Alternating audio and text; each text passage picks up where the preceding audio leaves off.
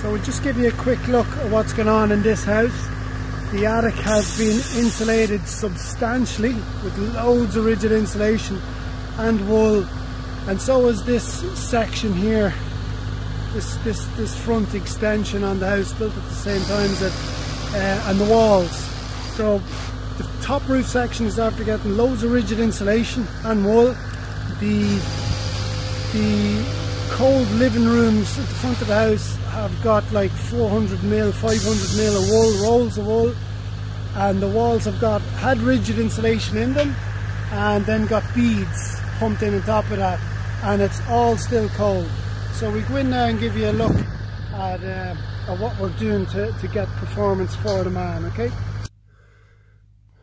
Okay, so it's a big attic conversion, and what he's done is they've got rigid insulation installed up into the roof. So there's actually 2 layers of it in there, which is a lot of material, a lot of money, really good workmanship.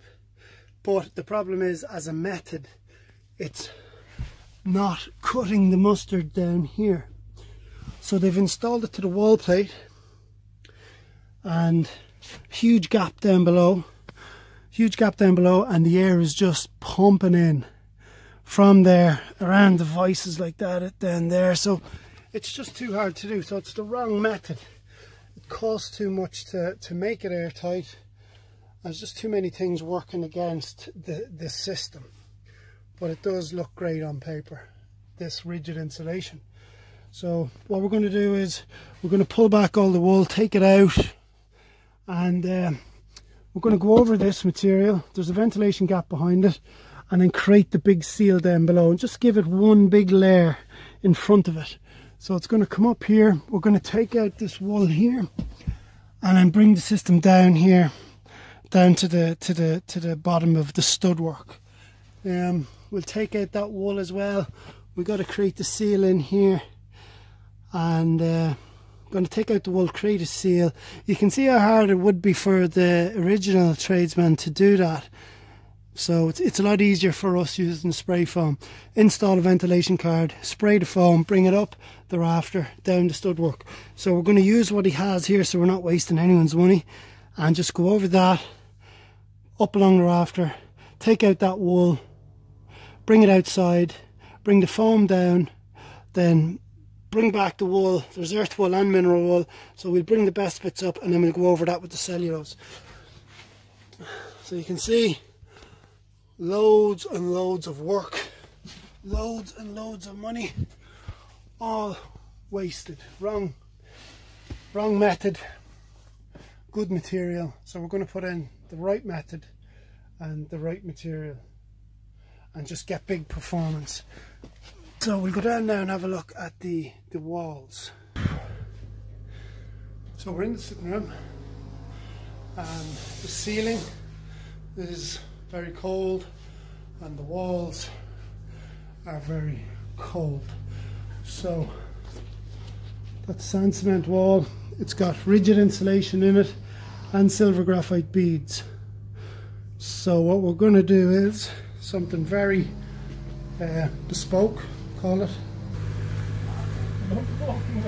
So we're drilling through the external leaf, through the beads, through the rigid insulation, and accessing that little gap, the problematic area where the air is still moving. So air is moving through the beads and breaking through the rigid insulation in the cavity wall, same detail as upstairs in the roof, and taking the heat out of the internal leaf, which is then cooling down that internal leaf and taking heat out of the habitable rooms inside the house, cooling that room down. So that's just the walls. So we've given them the solution for that, and then we're fixing that this way. Okay, so we'll have a look up here now in the scaffolding.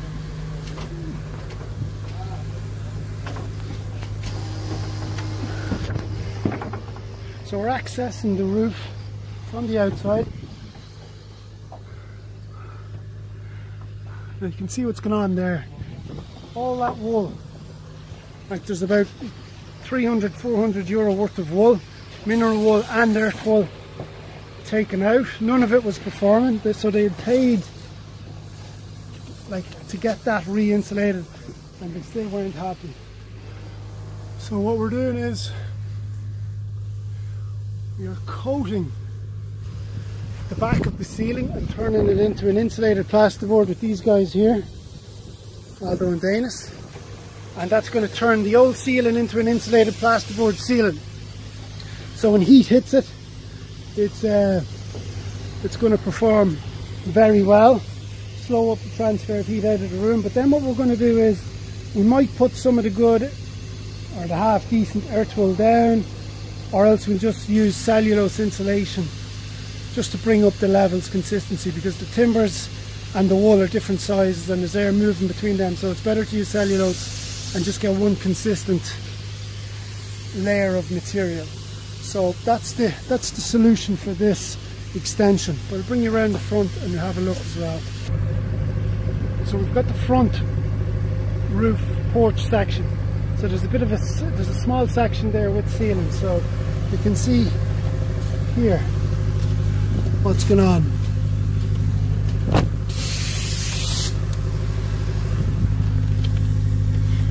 So the air is still going to come up here through the ventilation gap in here and up into the rafter section. So the foam will permeate, the timbers will permeate as in breathe, and we're not changing any of the kind of details or performance issues that the original building has. You can see all the bead here. So this bead, you can see how easy it is for air to move through that material. So that's the problem with it, that sometimes it doesn't work. It doesn't work when you're putting it on top of rigid insulation that has a gap behind it, because the problem is behind the rigid insulation. So there you have it, the house that's been re-insulated a few times, lots of money spent on it, great materials, but still the wrong method and the wrong materials. Okay, so that's that job finished.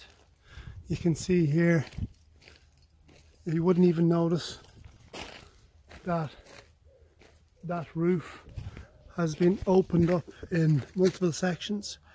All here we had to open up the complete front and then one big entrance on this side, so wouldn't notice anything. I'll give you a look at the walls now.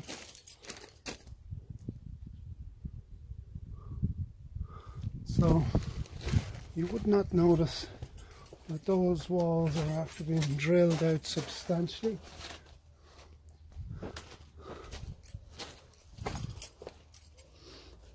Two little colour differences, all there. So we'll go up now and have a look at the attic and see what that looks like. Right, so we're in the attic. We'll go in now and have a look. Whoa.